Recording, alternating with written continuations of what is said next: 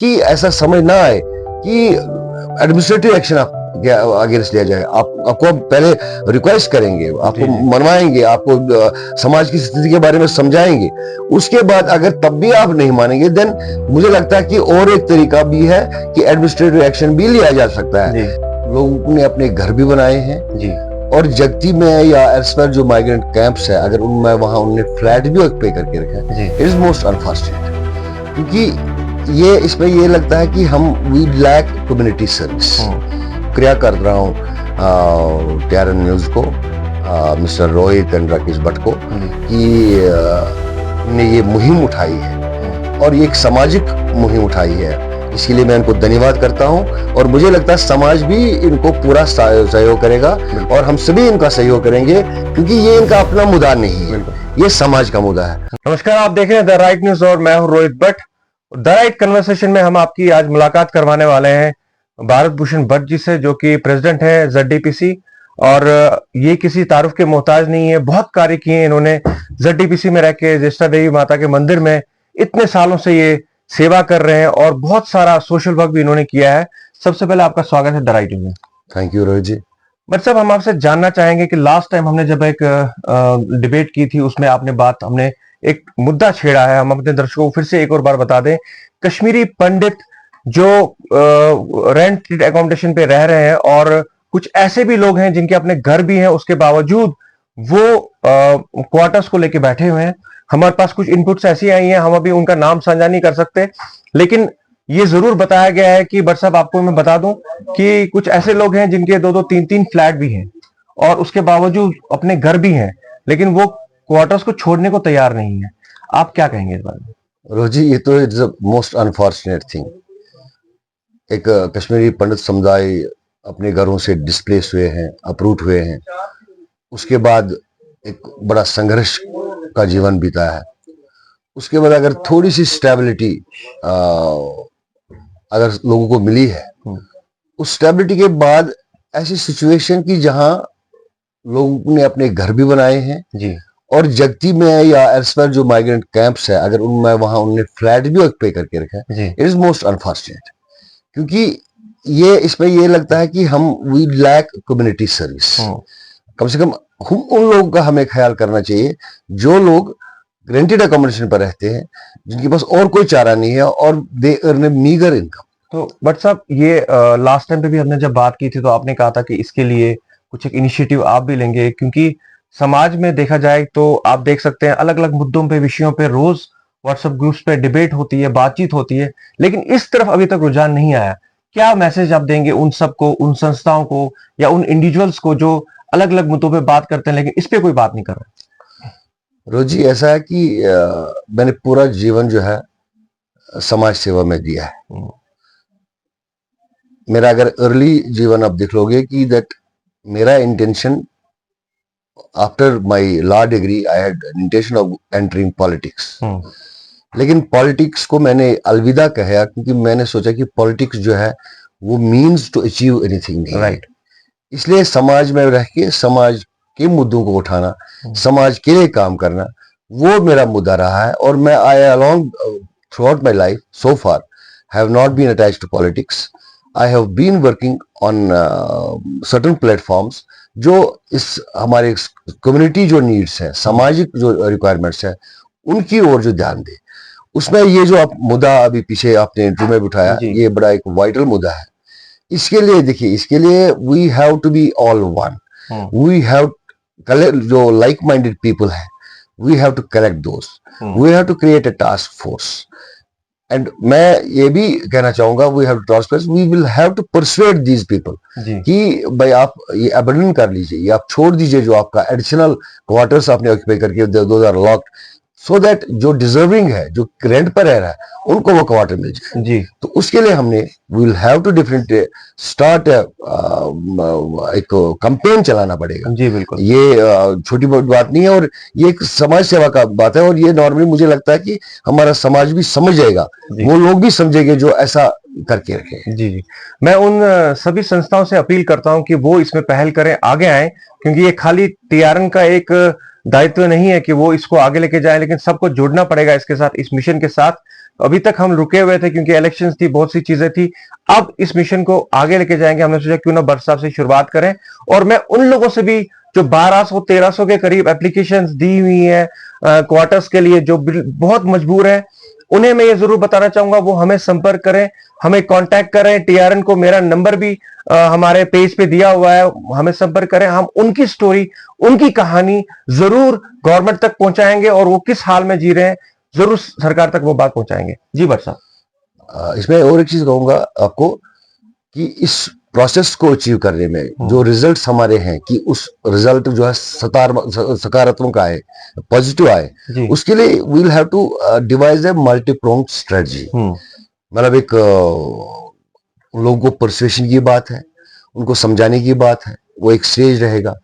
कुछ समझाने की बात है कि भाई देखो समाज की स्थिति क्या है, कैसे हम निकले, मतलब उनको पूरा परफेक्ट दे समाज की वजह, उनको समझाने की कोशिश। और मुझे लगता है कि ये एक स्टेज रहेगा फर्स्ट, उनको समझाने का और उनको उन पर प्रेरणा पाने करने का कि ये भाई आप जो भी है आप रिटेन कर रहे हो ये flats in spite of the fact that your own houses, ये गलत है। सो एक स्टेज ये रहेगा। उसके बाद मुझे लगता है कि इसमें हम will be I am positive enough कि समाज हमारा इतना क्रूर नहीं है, समाज के लोग हमारे क्रूर नहीं है, समाज के लोग हमारे इतना इनसेंसिटिव नहीं है, क्योंकि everybody has suffered, so they will cooperate.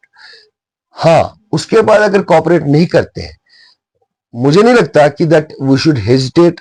We have a task force, we can constitute a good task force, we can जन ask the task force to use their means to see that they get their quarters vacated, right? And then उसके साथ भी मैं ये कहूंगा कि अगर administration को भी इन्वॉल्व करना पड़े, रिलीफ कमिश्नर को इन्वॉल्व करना पड़े, किसी को भी इन्वॉल्व पड़े जो इस फील्ड में रिलेवेंट है, उनको इन्वॉल्व करना पड़े, वो हम उससे भी गुरेज नहीं करेंगे। तो वो मैं उन सारे लोगों को ये विनती करूंगा इस वक्त आपके प्लेटफॉर्म से कि अगर जिनके पास ऐसे क्वार्टर्स हैं वो कृपया छोड़ दे उन लोगों के लिए जो डिजर्व करते हैं। नहीं तो यह है कि ऐसा समझ ना आए कि एडमिनिस्ट्रेटिव एक्शन अगेंस्ट लिया जाए। आपको हम पहले रिक्वेस्ट करेंगे, आपको मनवाएंगे, आपको समाज की स्थिति के बारे में समझाएंगे, उसके बाद अगर तब भी आप नहीं मानेंगे, देन मुझे लगता है कि और एक तरीका भी है कि एडमिनिस्ट्रेटिव एक्शन भी लिया जा सकता है। एडमिनिस्ट्रेटिव एक्शन भी हमारे पास डॉक्यूमेंट्री एविडेंस है कि दैट आपके पास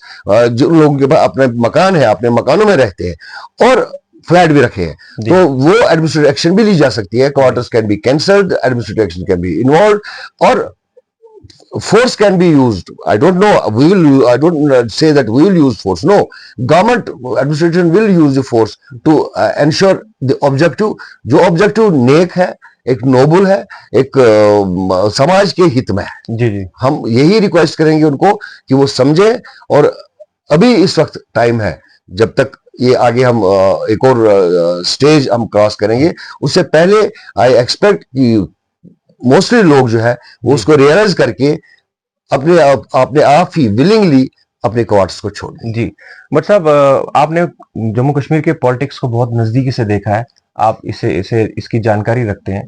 अब कल ही उमरुल्लाह साहब ने ओथ लिया as a CM, deputy CM Jammu से।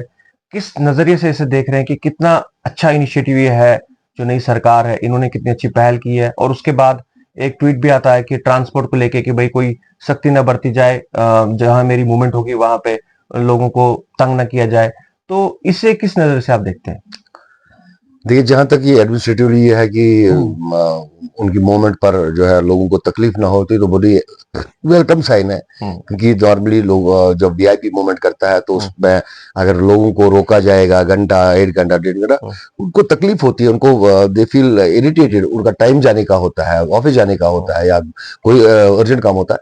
अगर ऐसा कुछ हो जाता है, मैं ऑनरेबल चीफ मिनिस्टर से थैंक्स करता हूं कि अगर वो ये इम्प्लीमेंट करते हैं कि उनकी कॉन्वॉय जब पास होती है तो लोगों को तकलीफ ना हो, लोगों को रोका ना जाए, तो ये एक बहुत अच्छी बात होगी।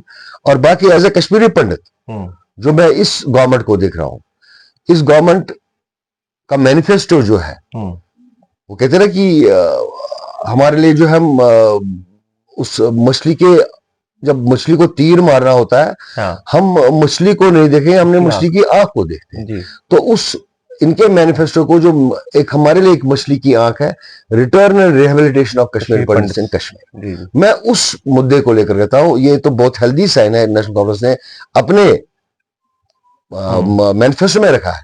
और इसको अचीव करने के लिए this government has to take this step, क्योंकि वी वांट एन, हमें घर चाहिए, हम अपने घर लौटना चाहते हैं, हम अपनी जन्मभूमि लौटना चाहते हैं। उसके लिए government has to create an atmosphere.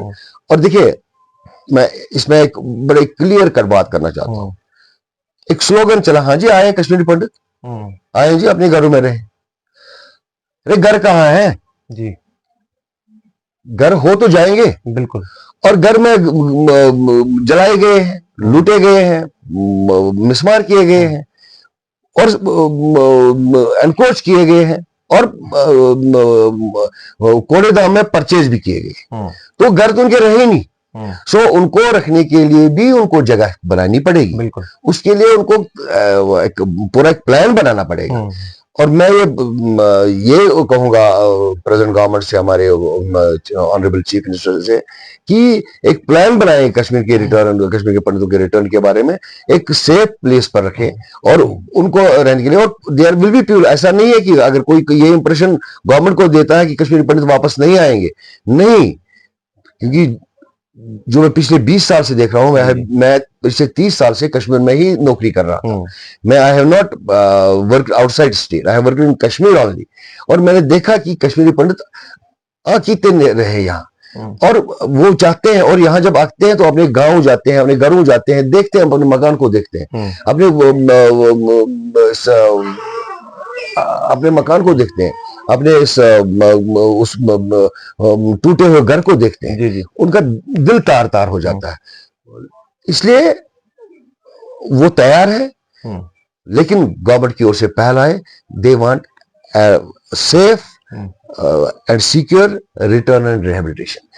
उसके लिए हम गवर्नमेंट के साथ जितना भी ताउन करना सकते से उतना करेंगे। जी बट साहब, मेरा आखिरी सवाल आपसे ये रहेगा, मैं हर प्लेटफॉर्म पे हर एक नेता से, सोशल एक्टिविस्ट से ये बात जरूर करता हूँ, क्या कश्मीरी पंडितों में यूनिटी है?